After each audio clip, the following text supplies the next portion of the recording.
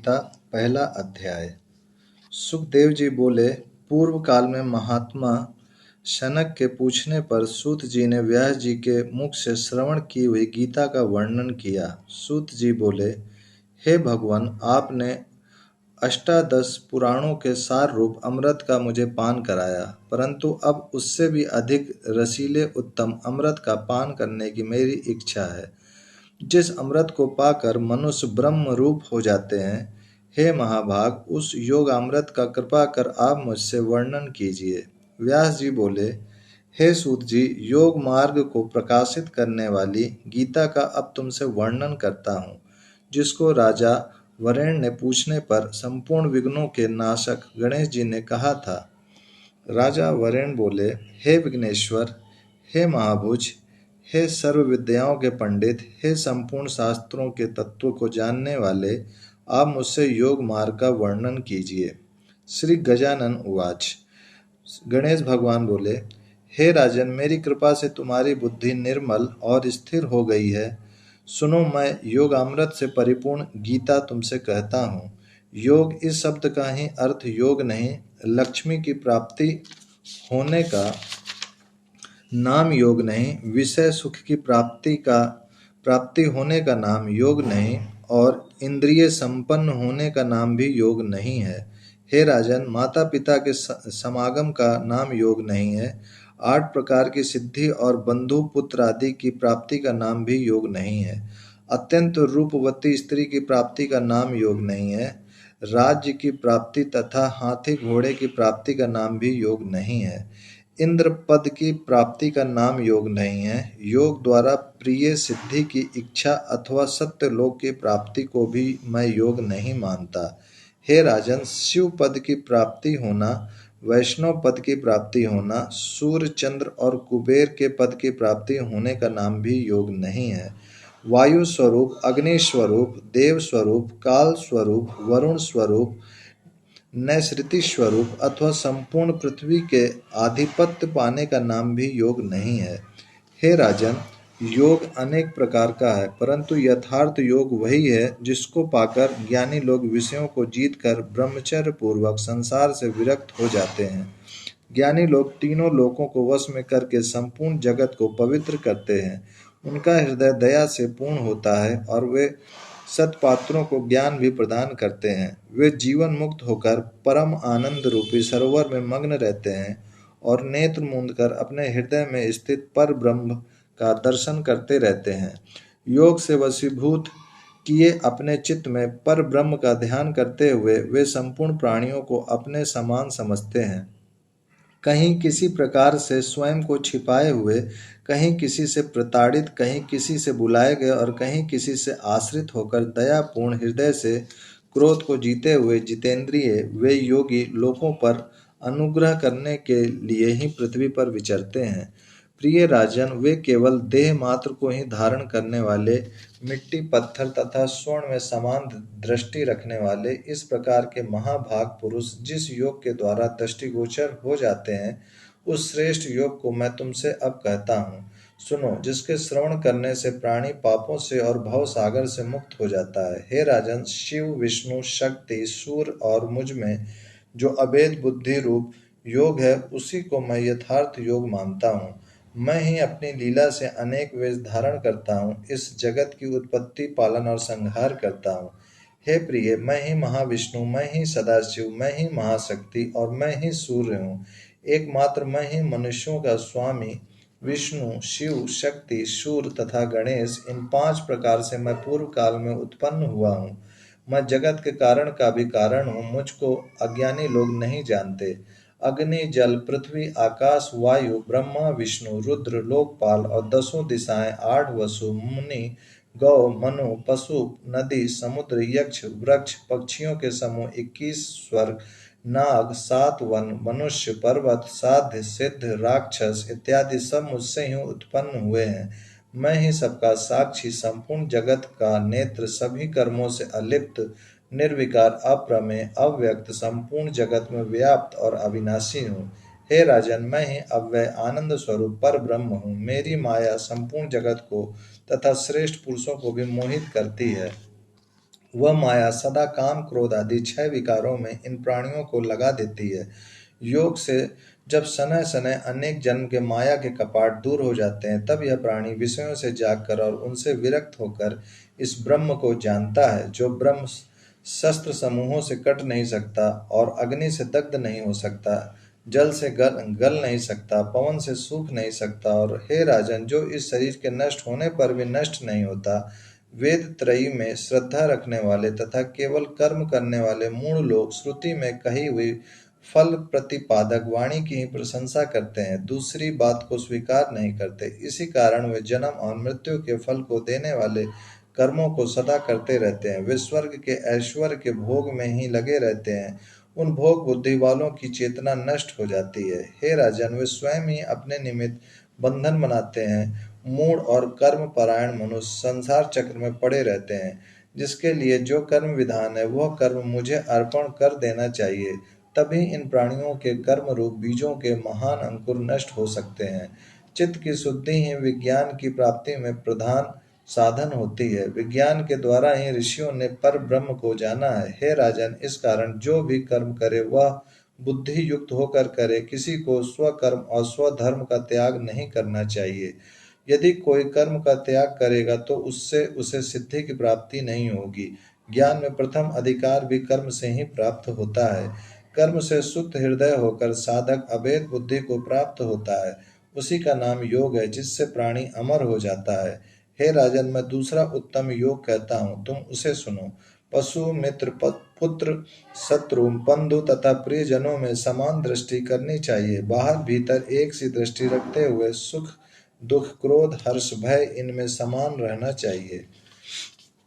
रोग की प्राप्ति हो चाहे भोग की प्राप्ति हो, जय हो या विजय हो, लक्ष्मी की प्राप्ति हो या अप्राप्ति हो, हानि लाभ जन्म मरण, इन सब में मन को समान रखना उचित है। संपूर्ण वस्तुओं में समान भाव से बाहर भीतर मुझे स्थित जानना। सूर्य चंद्रमा जल अग्नि शिव शक्ति वायु ब्राह्मण सरोवर पापाहारी महानदी तीर्थ क्षेत्र विष्णु संपूर्ण देवता यक्ष उरग गंधर्व मनुष्य और पक्षी, इन सब में जो मुझे सदा समान दृष्टि से देखता है वही योग को जानने वाला कहलाता है। हे राजन, जो ज्ञान द्वारा इंद्रियों को विषयों से हटाकर सर्वत्र समान बुद्धि रखता है वही मेरी दृष्टि में योगी है। अपने धर्म में आसक्त चित्त वाले प्राणी की दैव योग से जो आत्मा और अनात्मा के विचार की बुद्धि उत्पन्न होती है, उस बुद्धि के योग का ही नाम योग है, और उस बुद्धि के न होने से यह प्राणी धर्म अधर्म का त्याग कर देता है। इस कारण योग में बुद्धि लगाना उचित है। कर्तव्य कर्मों में कुशलता ही योग्य है।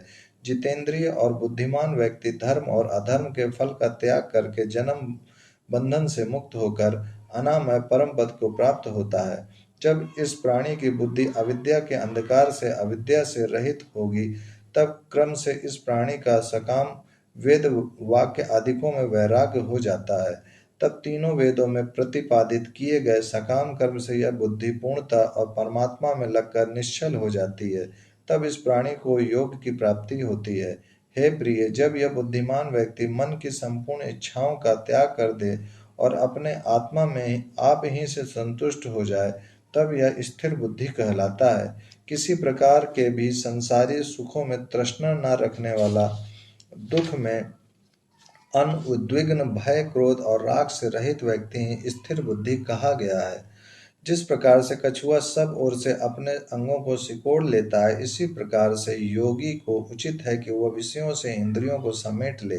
भोजन त्यागने वाले साधक के विषय तो नष्ट हो जाते हैं, परंतु उनका अनुभव बना रहता है। ब्रह्म की प्राप्ति होने से वह राग भी नष्ट हो जाता है। हे राजन, इंद्रिय गण मोक्ष के लिए प्रयत्न करने वाले विद्वान पुरुष का भी मन बलात् हर लेती है। इस कारण बुद्धिमान पुरुष को इंद्रियों को वश में करने का यत्न करना चाहिए। इंद्रियों को वश में करके योगी को सदा मेरे परायण होना चाहिए। जिसकी इंद्रियां वश में हो गई हैं उसी को स्थित प्रज्ञ कहते हैं। विषयों का चिंतन करने वाले पुरुष को उनमें अनुराग हो जाता है। आसक्ति अनुराग से कामना होती है और उससे क्रोध की उत्पत्ति होती है। क्रोध से अज्ञानी की उत्पत्ति और इससे स्मृति भ्रंश होता है। स्मृति भ्रंश से बुद्धि नष्ट होती है और बुद्धि नष्ट होने से वह प्राणी भी नष्ट हो जाता है। अनुराग और द्वेष से रहित अपने वश में आई इंद्रियों से विषयों का भोग करके भी चित्त को अपने वश में रखने वाले महापुरुष संतोष और शांति को प्राप्त होते हैं। संतोष की प्राप्ति होने से तीनों प्रकार के दुख नष्ट हो जाते हैं। इसी प्रकार स्थित प्रज्ञ वाले योगी का मन प्रसन्न रहता है। हे राजन, बिना चित्त प्रसन्न हुए बुद्धि की प्राप्ति नहीं होती, और बुद्धि के बिना श्रद्धा नहीं होती, श्रद्धा के बिना शांति नहीं होती, और शांति के बिना सुख नहीं होता। पवन जिस प्रकार नाव को जल में डुबो देता है, वैसे ही जो मन विषयों में विचरने वाले अवशीभूत इंद्रिय रूपी घोड़ों के पीछे भागता है, वह प्रज्ञा को हर लेता है। हे राजन, अज्ञान से आच्छादित संपूर्ण प्राणियों के लिए जो आत्मज्ञान रात्रि स्वरूप है, उसमें इंद्रिय को वश में करने वाले संयमी योगी जागते हैं, और जिस विषय बुद्धि में संपूर्ण प्राणी जागते हैं, वह विषय भोग ज्ञानियों के लिए रात्रि स्वरूप है। जिस प्रकार से नदियों के आदि के सभी जल समुद्र में प्रवेश कर जाते हैं और उसकी तृप्ति नहीं होती, इसी प्रकार सब कामना पूर्ण होने वाले को भी शांति नहीं होती। इस कारण प्राणी को उचित है कि सब प्रकार से विषयों की ओर दौड़ती हुई इंद्रियों को वश में करे, तब उसकी बुद्धि स्थिर हो जाती है। जो ममत्व, अहंकार और सब कामनाओं का त्याग करता है, नित्य ज्ञान में मग्न रहता है, वह ज्ञान से मुक्ति को प्राप्त हो जाता है।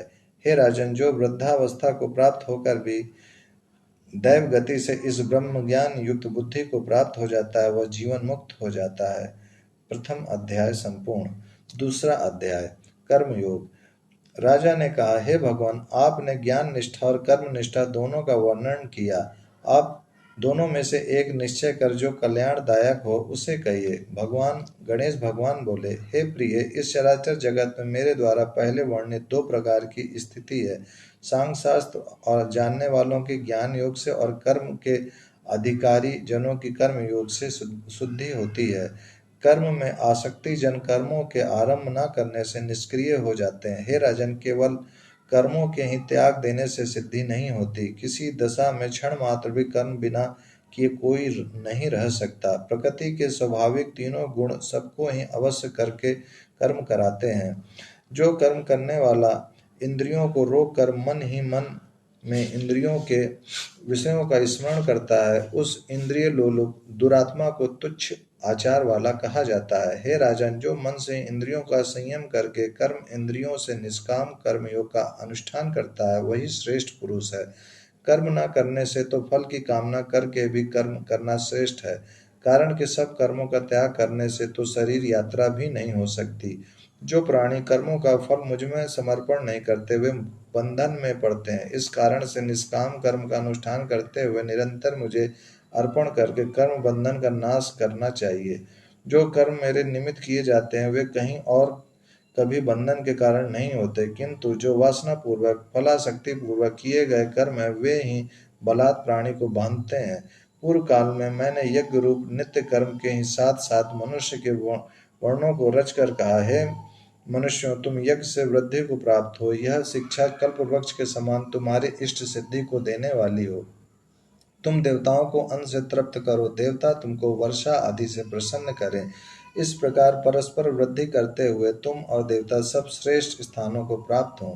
देवता प्रसन्न होकर तुम्हारे मनोवांछित मनोरथों को पूर्ण करेंगे। उन देवताओं के दिए पदार्थों से उनकी आराधना किए बिना जो भोग भोगता है, वह चोर है। जो देव आराधन रूप यज्ञ करके अवशिष्ट अन्न का भोजन करते हैं, वे सब पापों से मुक्त होते हैं, और जो अपने निमित्त ही भोजन बनाते हैं, वे पापी मानव पाप को ही भोजन करते हैं। अन्न से ही प्राणी उत्पन्न होते हैं, अन्न से वर्षा होती है, वर्षा से उत्पन्न होता है, वर्षा यज्ञ से उत्पन्न होती है, और कर्म से यज्ञ की उत्पत्ति होती है। कर्म ब्रह्मा से उत्पन्न होता है, ब्रह्मा मुझसे उत्पन्न होते हैं।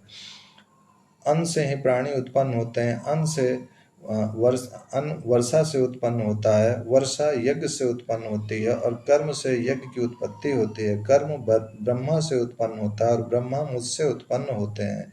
इस कारण हे राजन, आप इस यज्ञ में और विश्व में स्थित मुझे ही जानिए। इस आवागमन रूपी संसार चक्र से बुद्धिमानों को पार जाना उचित है। हे राजन, जो अधम प्राणी है, वह इसमें इंद्रियों की क्रीड़ा से सुख मानता है। जो अंतरात्मा में प्रीति करने वाला है, वही आत्मा राम और सबका प्यारा है। जो प्राणी आत्मतृप्त है, उसे किसी बात की इच्छा नहीं रहती। इस प्रकार का प्राणी कार्य करके भी शुभाशुभ फल को नहीं प्राप्त होता, तथा संपूर्ण प्राणियों में इसका कभी कुछ साध्य नहीं होता। इस कारण हे राजन, प्राणियों को आसक्ति रहित होकर कर्म करना उचित है। जो आसक्त होता है उसकी दुर्गति होती है और अनासक्त मुझे प्राप्त हो जाता है। हे राजन, प्राचीन काल में कर्म करने से बहुत से राज ऋषि और ब्रह्म ऋषि परम सिद्धि को प्राप्त हुए हैं। लोक संग्रह के निमित्त ही अनासक्त होकर कर्म करना उचित है। जो कर्म महान पुरुष करते हैं वही कर्म अन्य सब करते हैं। वह जिसको प्रमाण मानते हैं दूसरे भी उसी को मानते हैं। हे राजन, मुझे कोई वस्तु स्वर्ग आदि में भी दुर्लभ नहीं है और मैं कर्म करके किसी अप्राप्त वस्तु को प्राप्त करने की भी इच्छा नहीं करता हूँ, फिर भी मैं कर्म करता हूँ। और हे महामते, यदि मैं आलसी तथा स्वच्छंद होकर कर्म न करूं तो सभी वर्ण कर्म छोड़कर केवल मेरा अनुगमन करने लगेंगे। तब मेरे ऐसा करने से सब वर्ण आचार भ्रष्ट होकर नष्ट हो जाएंगे। इससे इस संसार का नाश करने वाला और वर्ण संकर को उत्पन्न करने वाला मैं होऊंगा। जिस प्रकार से कामना वाले अज्ञान से सदा कर्म करते रहते हैं, इसी प्रकार विद्वान को उचित है कि लोक संग्रह के निमित्त आसक्ति रहित होकर वह कर्म करता रहे।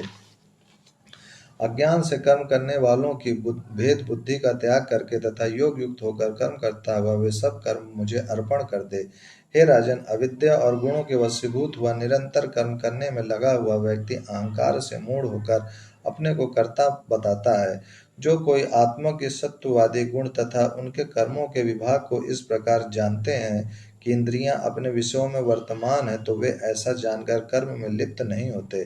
सत्व रजतम इन तीन गुणों से मोहित हुए प्राणी फल की इच्छा से कर्म करते हैं। उन अविश्वासी और आत्मद्रोहियों को सर्वज्ञ पुरुष कर्म मार्ग से चलायमान न करे।